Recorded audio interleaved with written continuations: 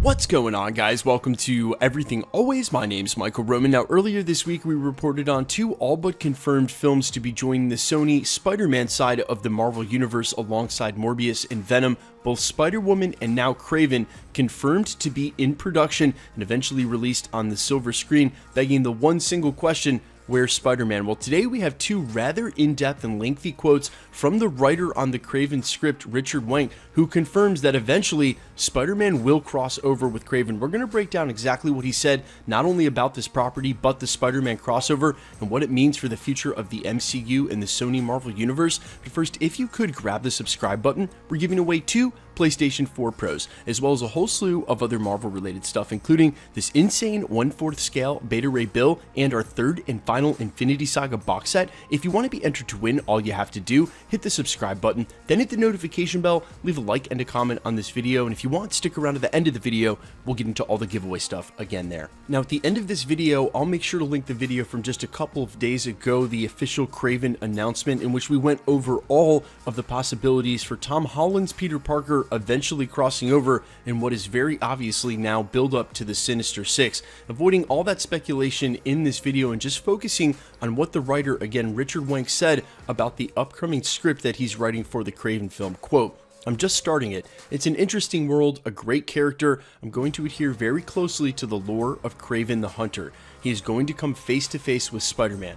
I'm just beginning it, in the beginning of the process, because it's a big IP, Marvel world. There's lots of hurdles to overcome before you can start writing to crack the right story and get the right tone. It's a new world for me, but what's nice about it is that it's a very grounded character. He doesn't have a lot of crazy superpowers and things like that. He's more grounded, and that fits what I like to do, and that's as much as I know." He then goes on to expound. He's going to come face to face with Spider-Man. I think that where we're all circling is this is Kraven's last hunt, and whether this is a precursor to that movie or whether it will include it, we're talking about all those things, and even an idea that maybe Kraven could be like Kill Bill, basically a two-part film.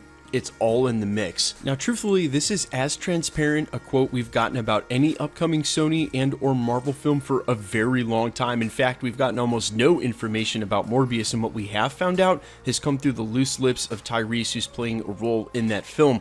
Either way, this says straight up that he will come face to face with Spider-Man, and unless Sony plans on making a brand new live-action Spider-Man in their Sony universe sometime in the next 2 to 4 years to face Kraven, I think we can all assume safely it's going to be Tom Holland's Peter Parker, especially if there's anything to this Sinister Six build-up, which you'd be totally blind not to see. All we need at this point is a Dr. Octopus or Norman Osborn to put the whole team together. And in quick side note, we actually found out as well, when at first this Kraven film was pictured, they were going to make Mysterio the main villain. That's how long this Kraven film has been in pre-production over at Sony, and obviously the use of Mysterio came off the table when Marvel Studios wanted to use him in Far From Home. That definitely implies a level of working together and cooperation between the two studios, something along the lines that we rumored after the renegotiations last year, and fall perfectly in line with what industry insider Mikey Sutton has said from the beginning, that the long-term plan is always to keep Tom Holland in the MCU,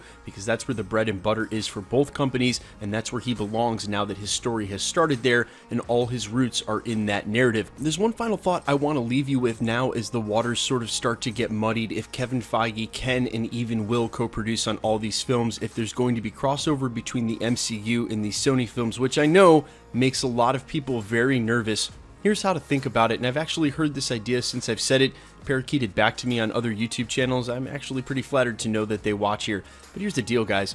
Marvel Studios has expanded the MCU about as far as they possibly can. They even added Disney Plus to be able to put out additional shows and filled them up with characters like She-Hulk and Miss Marvel. Where was the opportunity for Marvel Studios ever to do a Morbius film?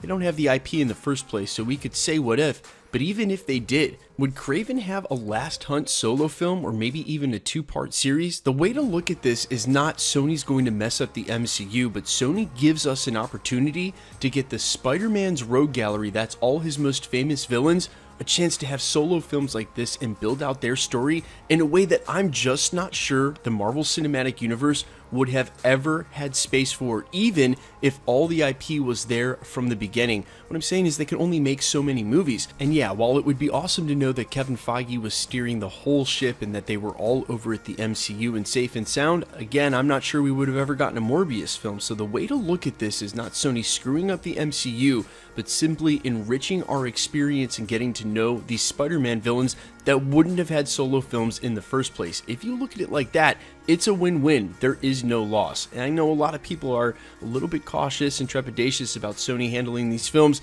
and they barely got away with Venom. Some people really like it. Some Marvel enthusiasts think that it's not that great. But then they went ahead and hired Andy Serkis to direct the second one. There's high hopes, again, that there's room for improvement in that film. And thinking along those lines, and for some of the upcoming films like Spider-Woman and or this announced Kraven film, if they have Kevin Feige or some of that talent even a little bit involved, then there's a good chance that those films can be awesome and good as well. And if that's the case, then the MCU just profits major by having another studio help out in building the lore for its characters, as well as, guys, don't worry, this Sinister Six crossover that they're obviously building towards, I guarantee you will be over in the MCU once they get to that second trilogy we've been talking about for a hopefully 3-part trilogy, 9 full movies for Tom Holland's Peter Parker in the Marvel Cinematic Universe. Guys, let me know all your thoughts down below in the comments. A, is there room for you for a Kraven solo film, and do you agree with me that if you just look at it as additional backstory,